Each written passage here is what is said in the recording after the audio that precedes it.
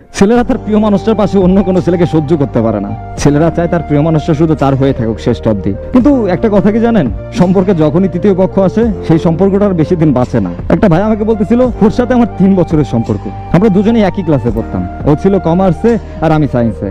একটা Messenger group থেকে ওর সাথে আমার কথা বলা শুরু হয়, তাও ঝগড়া দিয়ে। তারপর আস্তে আস্তে কথা বলতে বলতে পার্সোনাল ইনবক্সে ওর সাথে কথা বলা শুরু হয়। কথা বলতে বলতে ওর সাথে আমার খুব ভালো একটা সম্পর্ক হয়।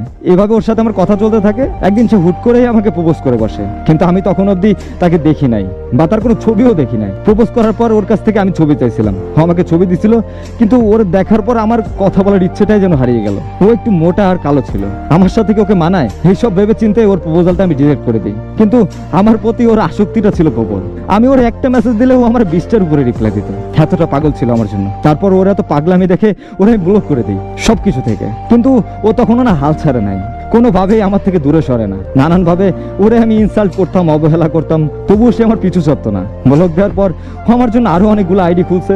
তারপর ওইসব আইডি দিয়ে কথা বলার পর পরিচয় দিত যে এটা সে। এভাবে নানানভাবে সে আমার সাথে অলওয়েজ কন্ট্যাক্ট রাখতো।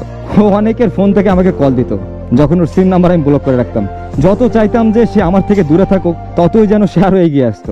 সে আমার জন্য কত কিছুই না করছে। আমার বার্থডে সেলিব্রেশন করছে কলেজে, তারপর আমাকে অনেক গিফট দিত, কিন্তু সরাসরি না, আমার বন্ধুদের কাছে দিয়ে দিত। তারপর যখনই শুনতো আমার কাছে চলার মতো টাকা থাকতো না, তখনই আমার ব্যাগে সে টাকা ঢুকাই দিত।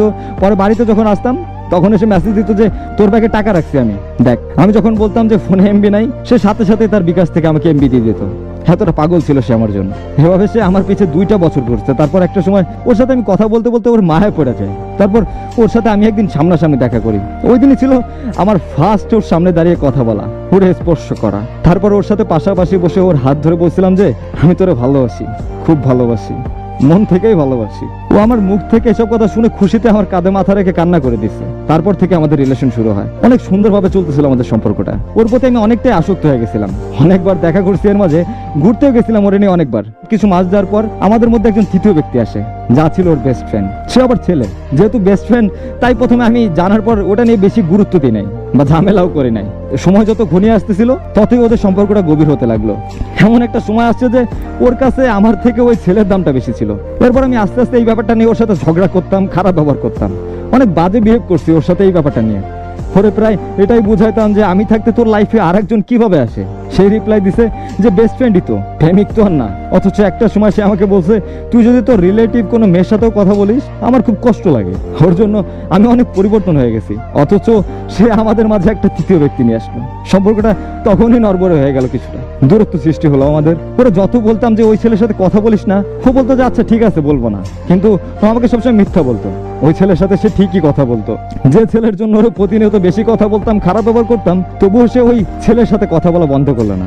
এত কিছু হওয়ার পরও যাকে বুঝাইতে পারি নাই, তার থেকে আমি নিজেই সরে আসছি, কথা বলা অফ করে দিছি। রাগে অভিমানে ওর কাছে ফিরে যায়নি, ও আর ফিরে আসে নাই। কিন্তু ও সব সময় সবার কাছে বলতো আমি নাকি ওর সাথে অনেক বাজে বিহেভ করতাম, কিন্তু কি কারণে ওর সাথে বাজে বিহেভ করতাম সেটা বুঝাইতে পারি নাই। যে আমাকে এতটা ভালোবাসছে, সে একটা সময় এসে আমাকে বলছে যে তোর জন্মের দোষ আছে।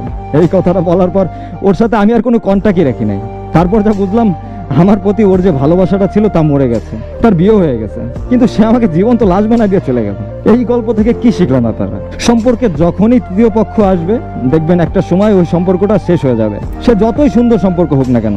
আরেকটা কথা কি, কোনো ছেলেই তার ভালোবাসা মানুষটার ভাগ অন্য কাউকে দিতে চায় না, আর কোনো ছেলেই চায় না তার ভালোবাসার মানুষটার পাশে অন্য কোনো ছেলে থাকুক, হোক সে তার বেস্ট ফ্রেন্ড। ছেলেরা এসব সহ্য করতে পারে না, আর তাই আপনাকে বারবার বোঝানোর চেষ্টা করছে। সবার চিন্তা ভাবনা তো এক না। সে যে আপনাকে প্রচন্ড ভালোবাসে এটা হয়তো তারই প্রমাণ। কারণ কোনো ছেলে যদি আপনাকে ভালোই না বাসবে, তাহলে আপনার বেস্ট ফ্রেন্ড নিয়ে কেন কথা বলবে? প্রচন্ড পরিমাণে ভালোবাসে তাই হয়তো এই ভয়টা পায়। এটাকে খারাপভাবে কেন নেন আপনারা? আপনিও যদি তাকে মন থেকে ভালোবাসেন, তাহলে তো আপনার কাছে সব থেকে দামি মানুষটাই সে, তাই না? তাহলে তার খুশির জন্য ছেলে বেস্ট ফ্রেন্ড নাই বানাইলেন, সমস্যা কি? ভালোবাসার মানুষটার জন্য এত কষ্ট করতে পারেন, এতটুকু কি করতে পারবেন না? তাই তো সম্পর্কে তৃতীয় পক্ষকে গুরুত্ব না দিয়ে ভালোবাসার মানুষটাকে গুরুত্ব দেন, তাহলে অন্তত এই সুন্দর সম্পর্কগুলো নষ্ট হবে না আর হারাইও যাবে না। ভালো থাকবেন সবাই, আল্লাহ হাফেজ।